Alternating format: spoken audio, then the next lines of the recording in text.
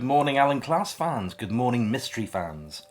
Good morning, comic community. Welcome to another lovely weekend.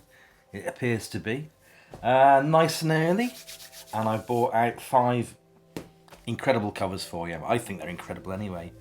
So I'm actually finding as I'm going through my huge stack of Alan Class comics to show you what 5 I'm going to be bringing you. I'm going through and I'm thinking, that's a great cover to show. That's a great cover to show. Oh, that's not so good.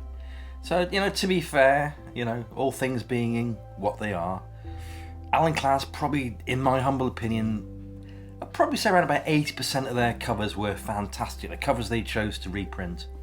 20%, not so good. Very much of their time. So I'm trying to avoid those for now. I might slip in the odd one or two. Otherwise, I'm going to be left at the end of this entire series with, a couple of hundred duff covers, in my humble opinion, to show you. And I don't want that. I don't want you to be bored, do I? So no. So I'm going to have a quick sip of my coffee. And lubricate the old vocal cords. And kick off today by showing you issue... Now, I really like this one. This is issue 132. Can you imagine the amount of detail that the artist drew in all this? How much time it would have taken? Superb. That's what I call a cover. So, what would you do if you were the last man on Earth? What would I do? Anything I wanted. It's a bit of a lame answer, because I'd be the last man on Earth.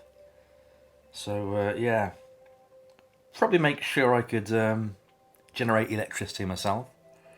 I'd probably hit all the camping and gas stores and, get as many bottles of gas that I could use on a camping stove, for one thing. So there you go. That's my lame answer for today.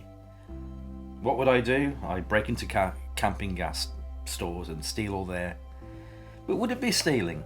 I don't think it would it? It would be all mine.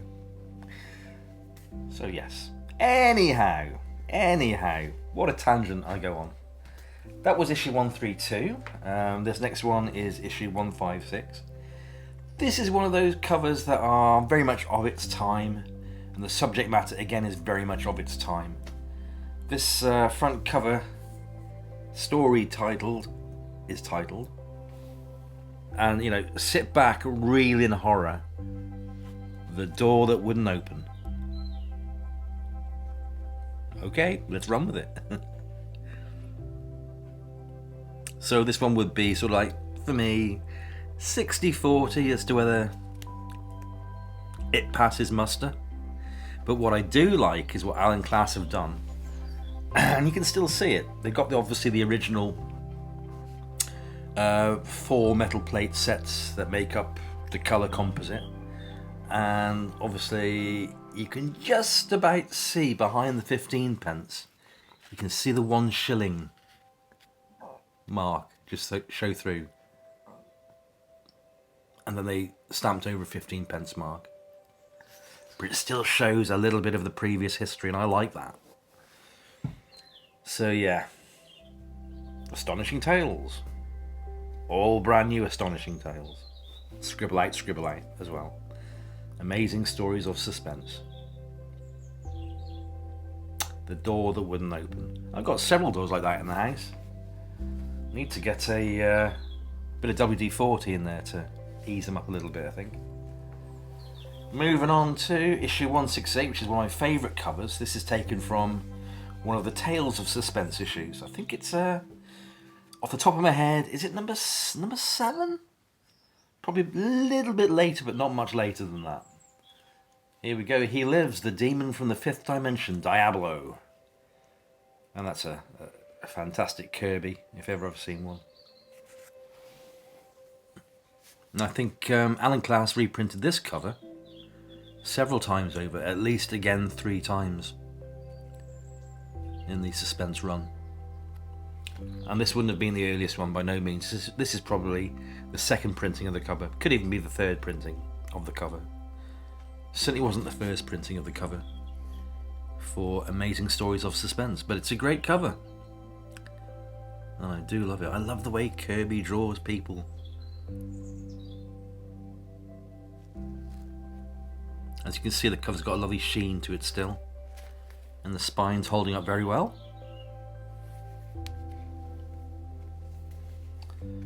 Beautiful. And here we have... See, I like this one too. This is well in the mystery sort of genre as such. This is suspense number 173.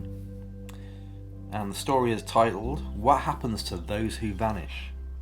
See what was inside the box that wouldn't open. But again, I love the cover. The cover's great.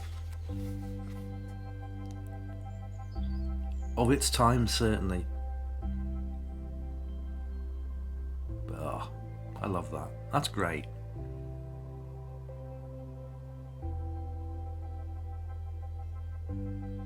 Yeah.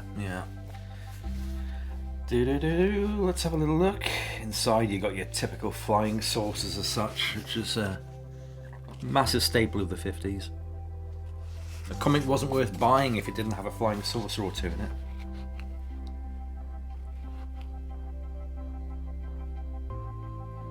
Beautiful.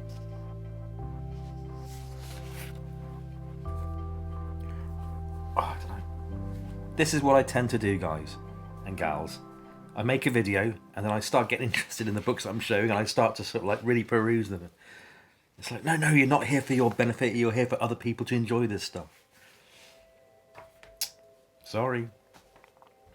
Right, last one of today is issue 174, again of suspense. I kind of keep all these banded in their own story arcs. It's not that often I will show you 5 books where, you know, you got more than one title.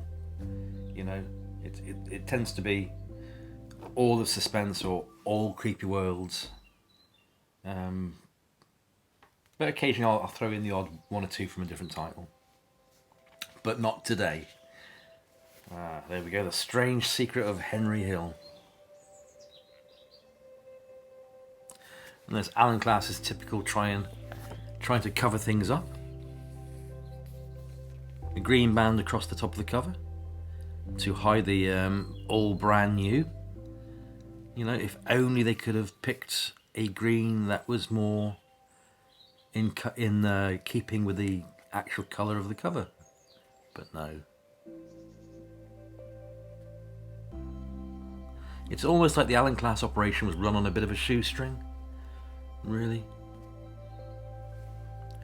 In some way it reminds me of Joe Meek, the legendary UK producer, author of Telstar by the Tornadoes.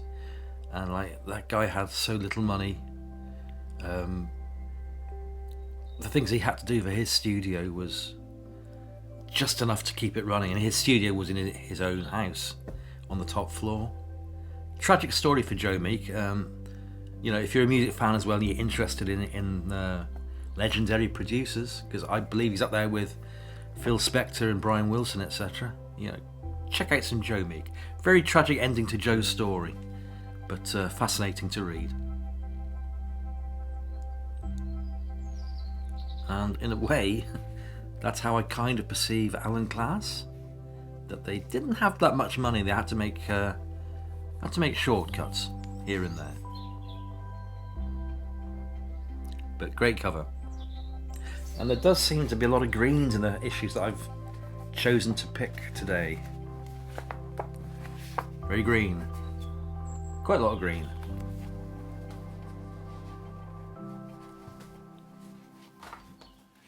And more green. So, guys and gals, brothers and sisters, comic lovers, Alan Class lovers, mystery lovers, thanks for joining me. Thank you for watching this video that's run a little bit longer than I'd normally produce. I hope you've enjoyed what I've shown you. Have a great weekend going forward, as I always say to everybody that comments, you know, and have a fantastic week ahead. And for us in the UK, we've got a bank holiday, so no work for anybody on Monday. Superb, more time to read comics.